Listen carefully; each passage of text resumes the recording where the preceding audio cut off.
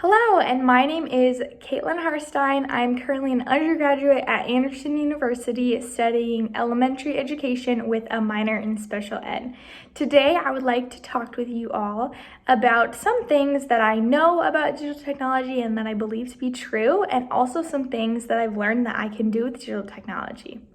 So I first want to start off by saying that I know that digital technology can enhance learning in the classroom by focusing on engagement. And by that I mean, and specifically engagement that you may not be able to do without digital technology. So an example of this could be doing a Zoom class. So for instance, I was sick the other day and I was able to just zoom into one of my classes and able to get a similar, if not exactly the same education as the students who were in the classroom. So using Zoom can be a great way to enhance learning in your classroom, and you may not be able to do that if they're in the classroom. And it also gives them a way to continue learning if they might be absent, sick, or just may not be able to come that day. But I know that I need to be aware of something called Zoom fatigue. So Zoom fatigue can be when students are on Zoom for long periods of time. They may be creating something called Zoom fatigue. And this can be a cognitive overload on your brain, which can affect your focus, affect your learning, and just kind of what you're taking in. And so I know I need to take precautionary measures and help my students understand about Zoom fatigue and maybe prevent it while we may be using this option. I also know that some students in my classroom might struggle with poverty issues, which might affect the digital learning, such as Wi-Fi availability or resources they might not have at home that they could have in the classroom. So I know as a teacher, I need to be aware of these. And a study done by Robin Lane and Alvin McRoy in an article by The Digital Divide Among Students During COVID-19, Who Has Access and Who Doesn't. This article is basically discussing kind of what they found out during COVID of some of the numbers of students who did not have the availability.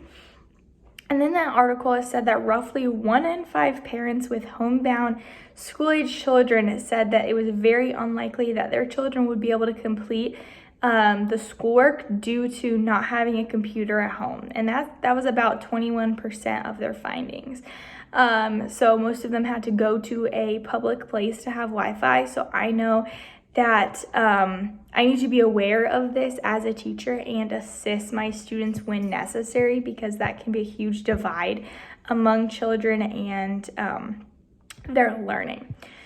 So I also believe as a teacher that it is my job to try to enhance the learning in the classroom by allowing differentiating instruction customized to the level of each of my students to ensure enhanced learning.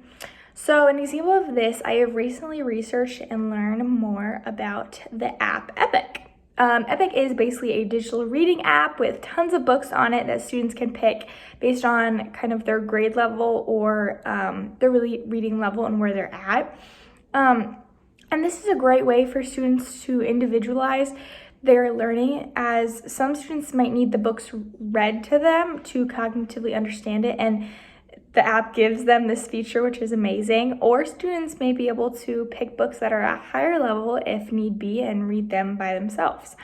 So that would be a great way that I could differentiate instruction for them, but I know there are other ways, such as different apps they may be able to use and things like that. And I know that can be so important to their learning. I also believe that it is my job as a classroom teacher to advocate for my students through like what they need and the best learning environment that they can have. And I will be able to do this through digital technology by giving them opportunities to differentiate their instruction and have differentiating materials. I've also heard of teachers being able to record different videos of material and then giving those out to students. This is a great way for the student to read or listen back to what I have said of the material that they are learning. They can slow it down or they can stop it while listening. So this is a great way that they can differentiate that, and some students might need it at a faster pace, some students might need it at a slower pace. So I believe this is so important to help them succeed and working at their level.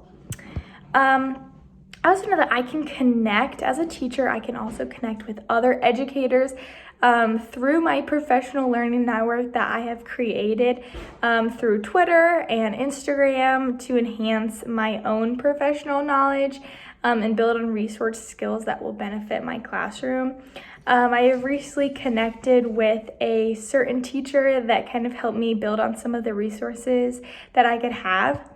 I also have learned how to evaluate an app through the EEE model, and I can use this to create an engaging, enhancing, and an extension of knowledge in my classroom and of their learning. I can do this by evaluating specific apps and seeing how they would help in my classroom, if they would really be helpful. I can also grow into guiding my students into obtaining the knowledge in order to protect themselves through their safety and their privacy. And I think this is really important as we're becoming into more of a digital world, that students really understand how to best help themselves and their privacy for the future. And so I would be able to help my students do that by learning more kind of about what that really means and creating safe passwords for them or protecting their information. So just really guiding my students and helping them understand more of what that knowledge looks like. So those are some great ways that I can help create learning for my students that I believe is super important, and some of the things that I already know that I want to build on in my classroom as I continue teaching and growing in my knowledge. Thank you.